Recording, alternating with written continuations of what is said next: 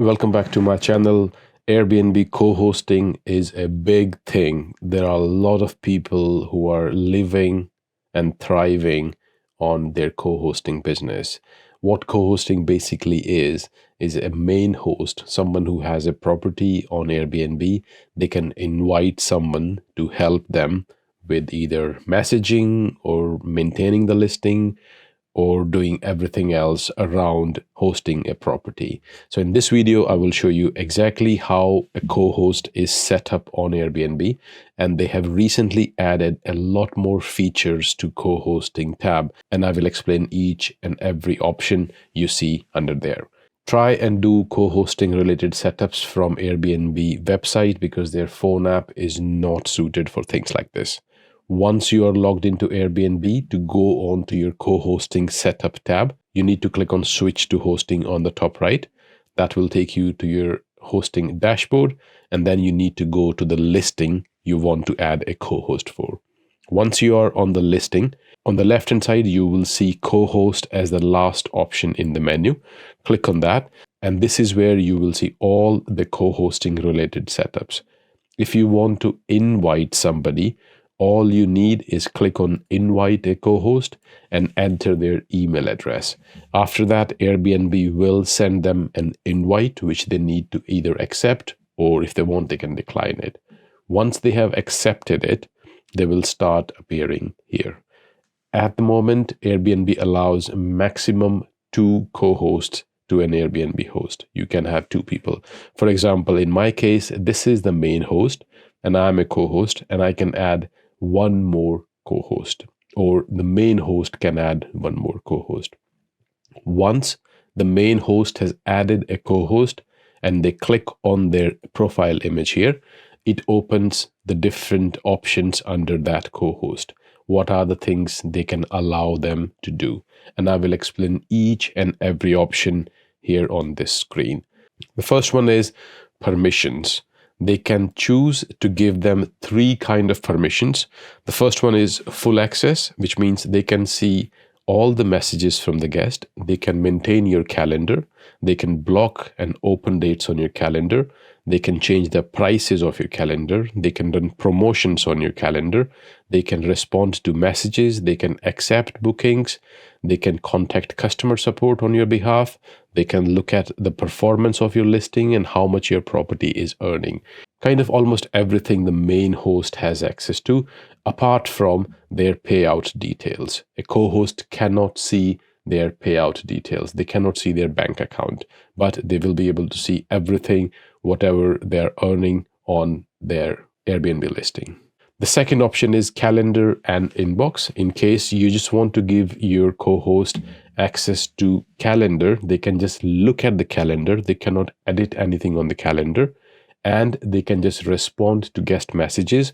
They cannot approve anybody. They cannot send a special offer to a guest. The things they can do are very, very limited. And the last option is calendar access. This can be very handy if you want to give your cleaner access to your calendar, nothing else. They'll just be able to see when people are coming in and going out, and based on that, they can come and clean the property. There is a lot more detail to this. I have created a document. I will leave a link to this document in the description below. This document explains exactly what access people will have when they have full access, calendar and inbox access, or just a calendar access. So try and spend some time on this to understand exactly what kind of access people will have when they choose one of these 3 options. The second is payouts.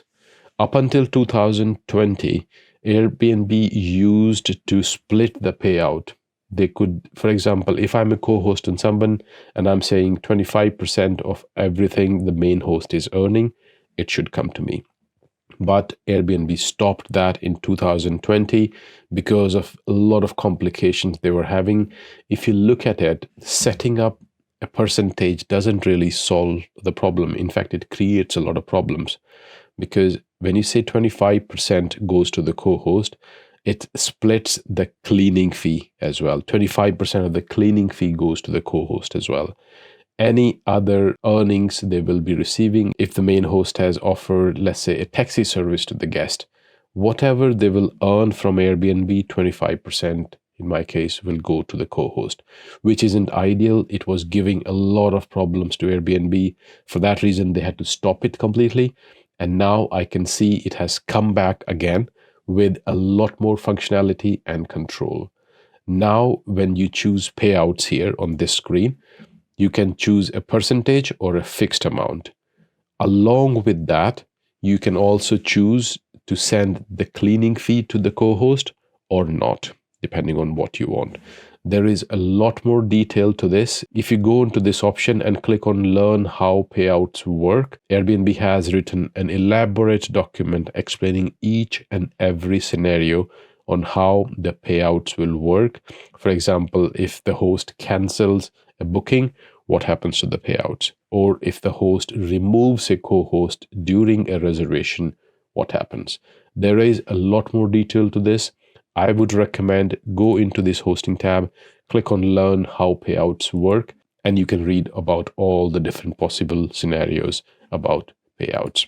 But as a main option, you can choose a percentage, or you can choose to send a fixed amount. Every time someone checks into your property, you could choose to send a certain amount to co-host.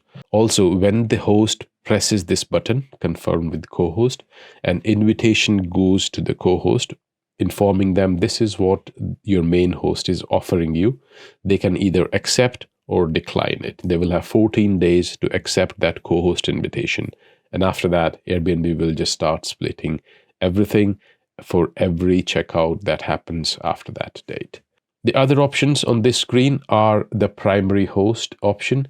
Now, this is a cool feature. There are a lot of advantages if you know how to use this option.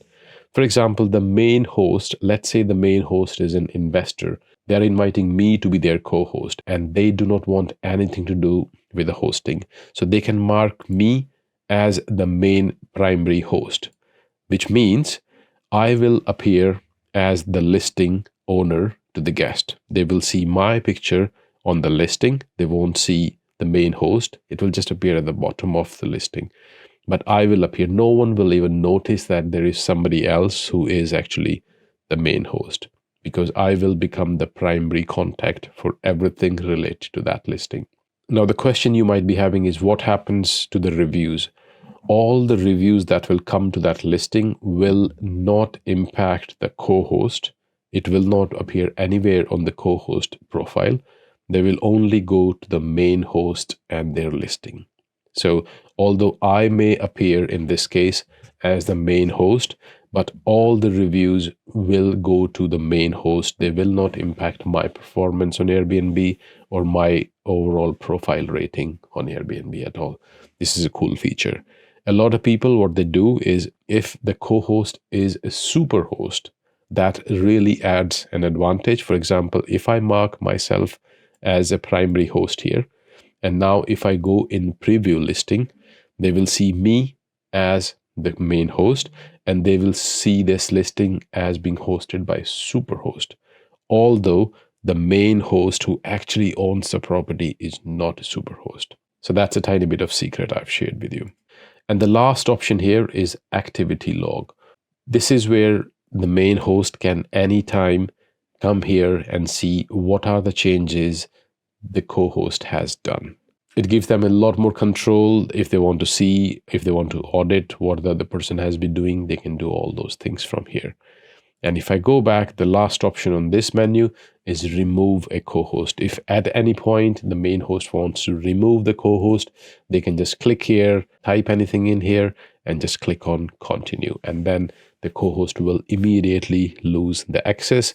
They will receive a notification from Airbnb that you have been removed from this property by the main host. This is all about the co-hosting related setups on Airbnb. I hope you find this video useful. Please do like and subscribe to my channel and leave me a comment if you would like me to make a video about something which you find interesting, which you want to learn about, or if it is troubling you. Until next time, bye-bye.